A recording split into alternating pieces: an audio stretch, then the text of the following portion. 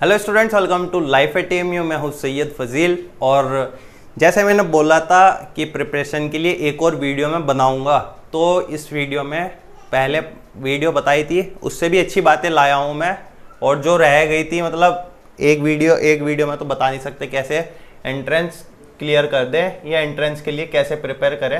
मतलब उसमें लगभग सब चीज़ बहुत सारी बातें बताई थी। ठीक है, एंट्रेंस सबसे पहले कोई फालतू बात नहीं करेंगे इस वीडियो में। एंट्रेंस के लिए सबसे पहले आपको पढ़ना पड़ता है सिलेबस के अकॉर्डिंग। मैंने पहले भी बताया था सिलेबस के अकॉर्डिंग पढ़ना पड़ता है। अब लेकिन पढ़ाई क्या है, पढ़ाई में देखिए आपका सिलेबस जैसे इंग्लिश आ गया, इंग्लिश में क्या क्या पढ़ें। इंग्लिश में अब आपका अगर आप एंटोनिम सिनोनिम ही देख लें, एंटोनिम सिनोनिम में ही आपके लाखों वर्ड हैं, लाखों वर्ड्स हैं, आपके कितने पढ़ें। अगर आप मैथ्स देख लें, मैथ्स में चैप्टर लिमिटेड हैं लेकिन एक तरह से इतने हैं, इतने क्वेश्चंस हैं, लाखों में है। सॉरी थोड़ी तबीयत खराब है, बीच में डिस्टरबेंस होगा, कॉम्प्रोमाइज़ कर लेना, ठीक है। तो अब इसी तरह कोई भी आपका पोर्शन होता है, सबका ये रहता है आपका कितना पढ़ें, हम कितना पढ़ें, कहाँ से पढ़ें। अब एक समुंदर की तरह है, मतलब आपका सिलेबस ये पढ़ाई पूरा समुंदर है, कितना ही इसमें देख लीजिए भरा पड़ा है। अब इसमें कैसे पढ़े, फिर आप ये सोच रहे होंगे ये तो प्रिपेयर क्या कराएंगे, क्रैक क्या कराएंगे। वीडियो क्रैक करने के लिए बताया, क्रैक करना है एंट्रेंस, लेकिन हमारा माइंड क्रैक कर दिया कि ये बात बता के तो अब कितना पढ़े। एंट्रेंस होता भी ऐसा ही है, कहीं से भी कुछ भी आ सकता है। अगर उन्होंने बोल दिया इंग्लिश में चैप्टर नहीं मेंशन किए हैं, इंग्लिश आएगी, इंग्लिश में से क्या आएगा अब ये देखना है। अब इंग्लिश में से कौन सा पोर्शन करना है, कैसे करना है, लेट्स डिस्कस हियर। तो इसमें सबसे पहली बात आती है, देखिए आपको first of all last year के पेपर देखने होते हैं। मैं हमेशा बोलता हूँ लास्ट ईयर पेपर, लेकिन बच्चे पागल हुए पड़े रहते हैं, लास्ट ईयर के पेपर चाहिए, लास्ट ईयर के पेपर चाहिए। लेकिन उसमें अब बेकार बात नहीं है कि पागल हुए पड़े हैं पेपर चाहिए बच्चे, लेकिन मांगते क्यों हैं। मुझे कभी इरिटेट हो जाता हूँ क्यों मांगते हैं। मैं समझ जाता हूँ कौन किस लिए मांग रहा है। लास्ट ईयर के 10 साल के, पहली बात तो लोगों ने मेंटलिटी बना रखी है 10 साल के पेपर चाहिए मैं। अब 10 साल के ही चाहिए होता है, ये क्या मसला है 10 साल का। 10 साल का एक बस लॉजिक सा बना रखा है, ऐसा कुछ नहीं है कि 10 साल के ही करने हैं। अब ऐसा होता है, देखिए 3 साल पहले पैटर्न कुछ था, 3 साल पहले सब्जेक्टिव आता था, अब पूरा का पूरा ऑब्जेक्टिव आ रहा है। तो उससे पहले वाले करे ना करे, अब उससे पहले वाले 3 साल से पहले सब्जेक्टिव आता था, तो सब्जेक्टिव पोर्शन को नहीं करना क्योंकि अब वो आ ही नहीं रहा है। तो अब हम क्यों करें। अब बच्चे सोचते हैं लास्ट ईयर पेपर से क्वेश्चन रिपीट होते हैं, तो ये रिपीट वाली बात गलत है। रिपीट नहीं होते, और रिपीट होते हैं इसीलिए बच्चे लास्ट ईयर के पेपर सोल्व करते हैं। तो इसलिए आपको सोल्व नहीं करना। तो सोल्व किस लिए करना है, आपको लास्ट ईयर के पेपर इसलिए सोल्व करना है। जैसे आप मैथ्स वाला पोर्शन कर रहे हैं, सभी क्लासेस के लिए, सभी कोर्सेज के लिए है ये वीडियो, ठीक है। तो मतलब अगर आप स्कूल्स वाले हैं, ग्रेजुएशन मास्टर्स कोई भी है, देखिए इस वीडियो को। मैथ्स आ रही है या आपके पेपर में जो भी पोर्शन आ रहा है, एग्जाम्पल ले रहा हूँ मैथ्स का, तो अब मैथ्स में आपके लास्ट ईयर के पेपर में कौन से टॉपिक से ज़्यादा क्वेश्चन आए हुए, ये जीके के किस टॉपिक से आए हुए, हिस्ट्री से आए हुए हैं ज़्यादा, या फिर आपके ये अवार्ड्स वगैरह होते हैं करंट अफेयर के, इससे ज़्यादा आए हुए हैं, या कभी आए नहीं अवार्ड्स वाले क्वेश्चन, तो हम क्यों पढ़ें। अब देखिए, अब यहाँ से हमें पता चल गया लास्ट ईयर के पेपर हमने सोल्व करे। बच्चे क्या करते हैं, याद करते हैं लास्ट ईयर के पेपर को, जैसे सिलेबस याद कर रहा हूँ कि ये वाला क्वेश्चन आ सकता है, ये वाला पूछ सकता है। अब बच्चे कर रहे हैं पिछले साल के करंट अफेयर, पिछले साल के पेपर से करंट अफेयर कर रहे हैं और उसे क्वेश्चंस को याद कर रहे हैं। लॉजिक लगाइए, पिछले साल का करंट अफेयर इस साल का करंट अफेयर थोड़ी होगा, तो वो तो पिछले साल का करंट अफेयर था। 2020 वाला आप करंट अफेयर पढ़ रहे हैं, 2010 वाला करंट अफेयर पढ़ रहे हैं, वो वाला इस बार थोड़ी पूछेगा। करंट अफेयर तो वो होगा जो यही एक साल पिछले साल में आपका हुआ है। तो मतलब ये इलॉजिकल चीज़ें में आप टाइम वेस्ट करते हैं। सबसे पहली बात तो ये हो गई है, आपको ऐसे नहीं करना। अब इसमें देखिए करंट अफेयर में आपने देख लिया क्वेश्चन कैसा है करंट अफेयर का, तो देखिए कहीं से भी आ सकता है। एक इसे तो अभी साइड ही रख दीजिए। अब मैथ्स का टॉपिक, कुछ टॉपिक से ही या कुछ चैप्टर से ही आपके क्वेश्चन रिपीट हो रहे हैं, तो अब आपको उन चैप्टर्स को अच्छी तरह से करना है। मैथ्स का, फिजिक्स का, या फिर कॉमर्स में देखे अकाउंट्स का, जिसका चैप्टर का या जिस टॉपिक का ज़्यादा रिपीट हो रहा है ना, आपको उस टॉपिक को ज़्यादा तरह अच्छी तरह कवर करना है। अब उससे लास्ट ईयर का पेपर क्वेश्चन का रिपीट होने का मसला मैं बताता हूँ। पहले आप यहाँ से सुनिए। अब मैंने क्या किया, लास्ट ईयर में जो टॉपिक रिपीट हो रहा है आपको वही प्रिपेयर करना है। अब वो टॉपिक आपको प्रिपेयर करना है और यहाँ से अब कनेक्ट कीजिए कैसे। अब यहाँ पे तो सब कुछ पढ़ना था, कुछ भी आ सकता है। अब आपको यहाँ से हिंट मिल गया कि आपको ये वाले टॉपिक पढ़ने हैं, ठीक है। तो आपको सारा नहीं पढ़ना। अब बच्चे क्या करते हैं, इंग्लिश उठाया, इंग्लिश में सारा पढ़ लिया, मैथ्स उठाया, सब पढ़ लिया। सब पढ़ना है, मैं मना नहीं कर रहा हूँ, पढ़ना नहीं है, लेकिन जो ये टॉपिक्स आए हैं इन्हें ज़्यादा अच्छे से कवर करना है। तो अब इससे क्या होता है, आपके जैसे कुछ टॉपिक्स रिपीट हो रहे हैं, उनसे आपके क्वेश्चंस आ रहे हैं, तो वो आप अच्छी तरह से अटेम्प्ट कर लेते हैं और उन्हें सोल्व कर देते हैं, क्योंकि आपकी कमांड उनमें अच्छी होती है, ठीक है। तो ये आपका सबसे बढ़िया पॉइंट हो गया। आपको लास्ट ईयर के पेपर का भी मैंने बता दिया, सिलेबस का भी कैसे करना है, सिलेबस को कवर। 2 पॉइंट मैंने आपको बता दिए हैं। और अब बात आती है कट ऑफ के अकॉर्डिंग आप प्रिपेयर करते हैं। कट ऑफ कितनी जाती है, कट ऑफ की देखिए अलग अलग कोर्स की अलग अलग जाती है। अब लेकिन कट ऑफ लास्ट ईयर आपकी गई थी 60 और उससे पिछले बार गई थी 40, तो वो डिफर करता है। देखिए अगर पेपर आपका टफ आ गया तो टफ पेपर के लिए आपका टफ पेपर है तो कट ऑफ आपकी लो जाएगी, इजी है तो कट ऑफ आपकी हाई जाएगी।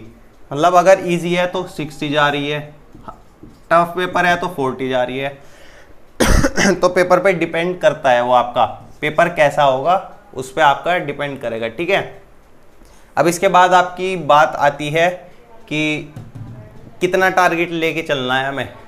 देखिए टारगेट, सबसे पहली बात तो आपको, जैसे कट ऑफ 60 जा रही है ना इजी वाले पे देखनी है आपको सबसे हाई कितनी गई हुई है पास 2-3 साल में, तो उस वाली को टारगेट नहीं बनाना।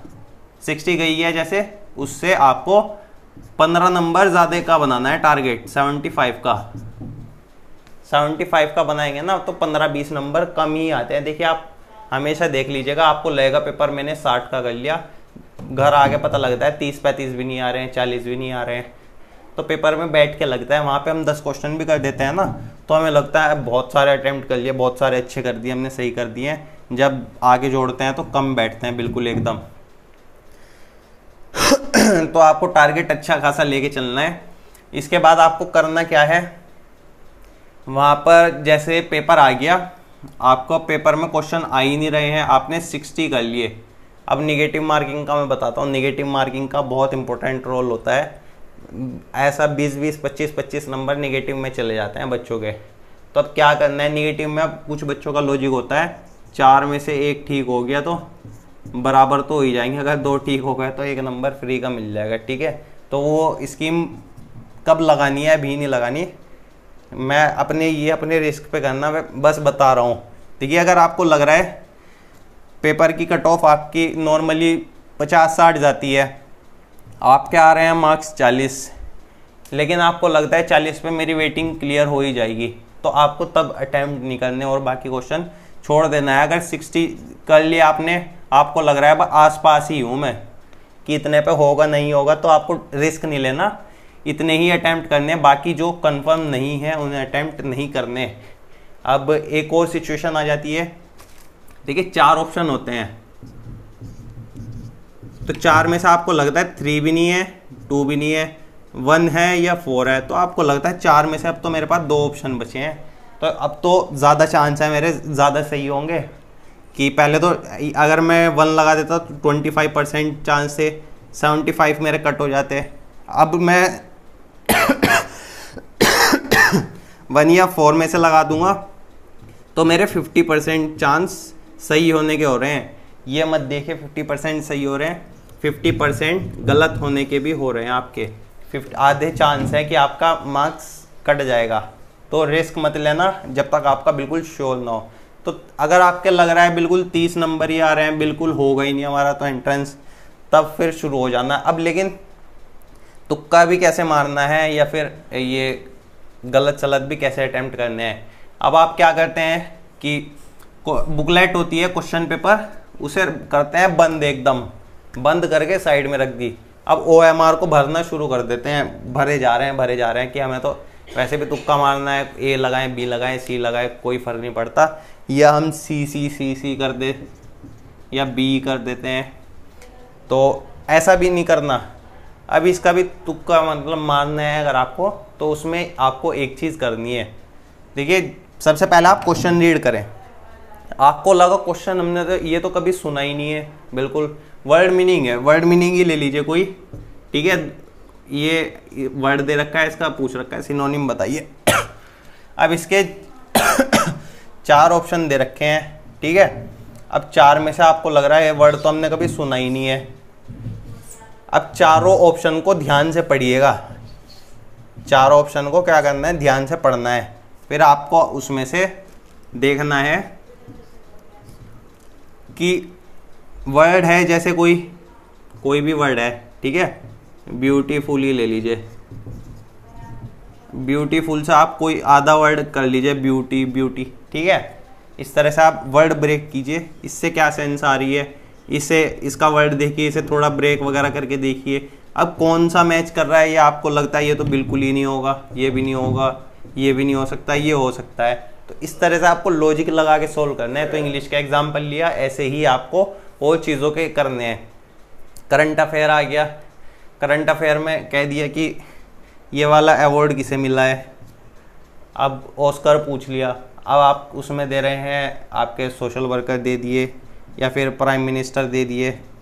अब प्राइम मिनिस्टर को तो मिलेगा नहीं, या फिर आपका सोशल वर्कर को तो मिलेगा नहीं ऑस्कर, तो कोई आपका एक्टर, डायरेक्टर, ये सब होंगे, उन्हें ही मिला होगा, या मूवी होगी।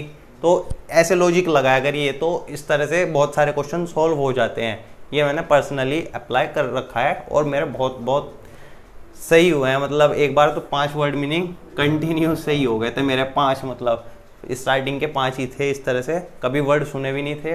तो 5 मार्क्स मेरे एकदम से सही हो गए, तो पेपर क्लियर भी हो गया था एंट्रेंस। तो इस टाइप से आप ये सब चीज़ें अपना कोशिश कीजिएगा, ये अप्लाई करें। इसके बाद एक और बात आती है आपकी टाइम मैनेजमेंट की।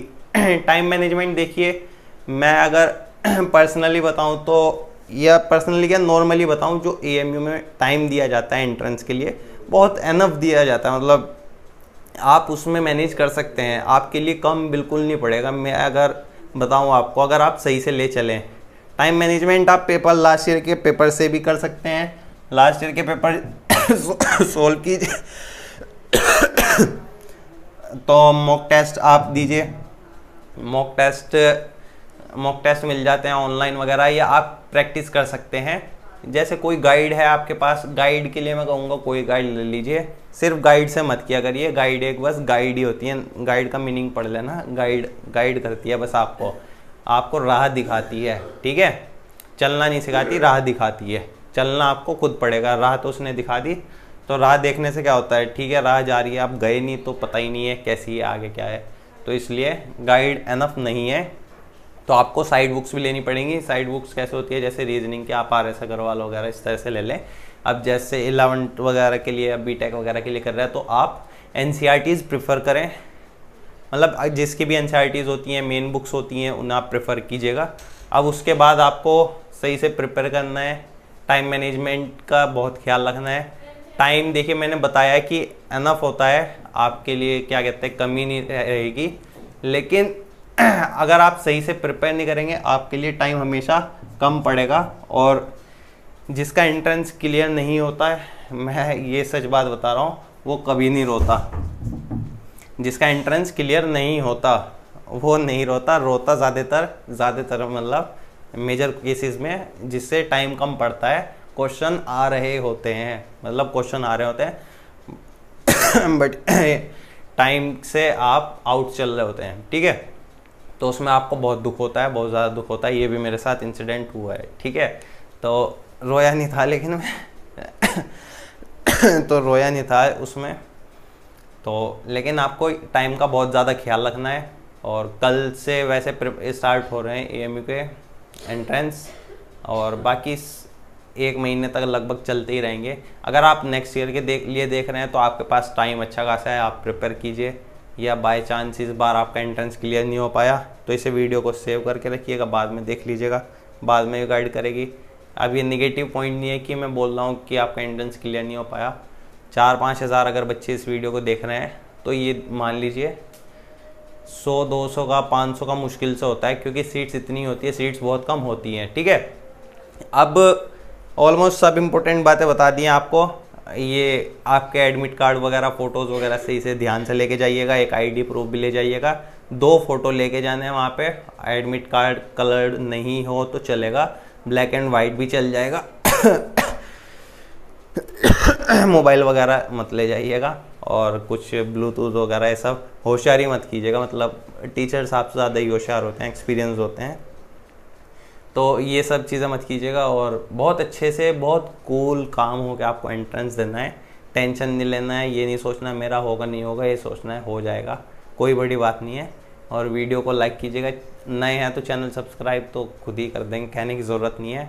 इतनी बड़ी वीडियो, इतनी मतलब यूज़फुल वीडियो देख ली तो आप सब्सक्राइब कर देंगे। कमेंट करके ज़रूर बताइए कोई बात हो या क्या कहना चाहते हैं।